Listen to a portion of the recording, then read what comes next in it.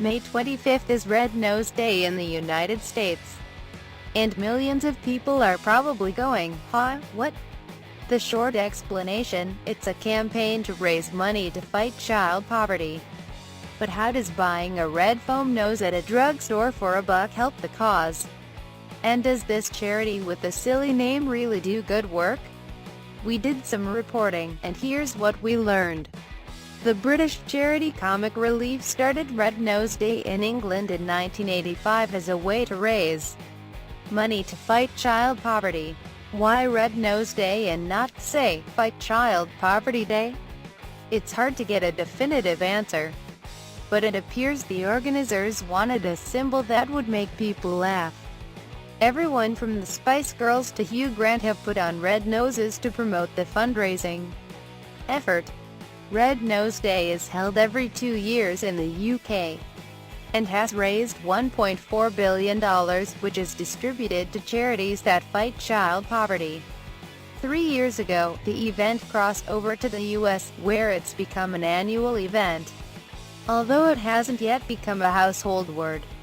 Last year, Comic Relief USA surveyed 1,000 Americans and found that 60% didn't quite understand what we did, says Janet Scardino, CEO of the group. In the weeks leading up to Red Nose Day and on the day itself, money is raised in all sorts of ways. Of the dollar people paid to buy a red nose at Walgreens and Wayne Reed drugstores, 50 cents goes to charity, the other half covers the cost of producing the nose. The public can also make direct donations on the Red Nose Day telethon airing Thursday night on NBC. According to the organization's 2015 tax filings, 85% of the proceeds go to a handful of charity partners that support children in need around the world. In the U.S., that includes multi-year grants to groups like Feeding America, the Boys and Girls Clubs of America, Save the Children and Gavi, the Vaccine Alliance. The Bill and Melinda Gates Foundation, a supporter of NPR, is also backing Red Nose Day in the U.S. by matching donations to the cause made on Facebook up to a total of $1 million. Charity Navigator, which rates nonprofits using a 4-star evaluation system, has found that most of Red Nose Day's charity partners have a 3 or 4-star rating. But Comic Relief has been criticized in the past for its controversial investments.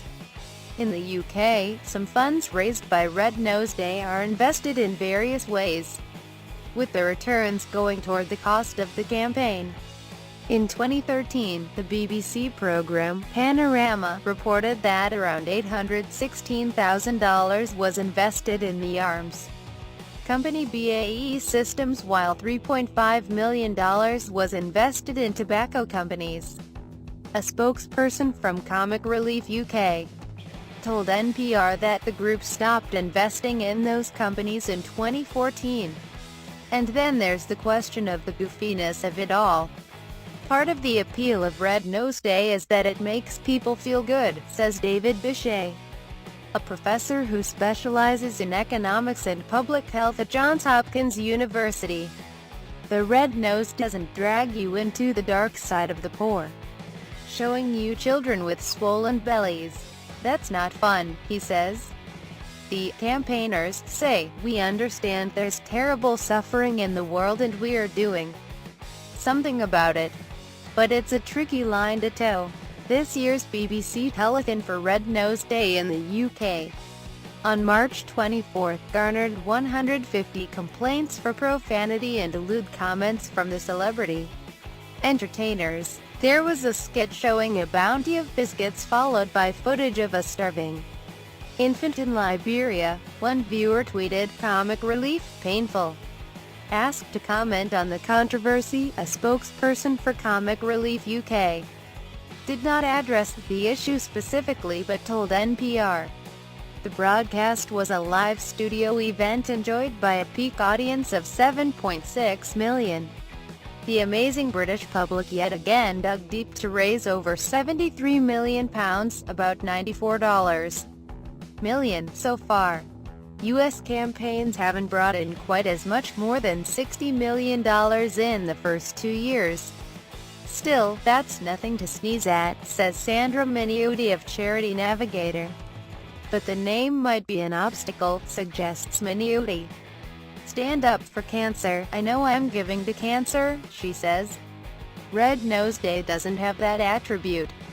So on Red Nose Day, the group devotes a lot of effort to explaining what kinds of projects it supports. Tonight, for example, Julia Roberts guest stars on a Red Nose Day episode of the TV series Running Wild with Bear Grylls. Grylls and Roberts head out to deliver vaccines from Wamba Hospital in Kenya to children in a remote community. The challenge: they must keep the vaccines cold the whole time, while avoiding crocodiles and hippos. Tonight's Red Nose Day TV marathon also features a reunion of the cast of the 2003 movie Love Actually. It sounds gimmicky, but academics who study charitable giving don't seem to mind. I could have been holy about it, but they're helping Americans think about those less well off in other countries, says Bichet. Give them a break.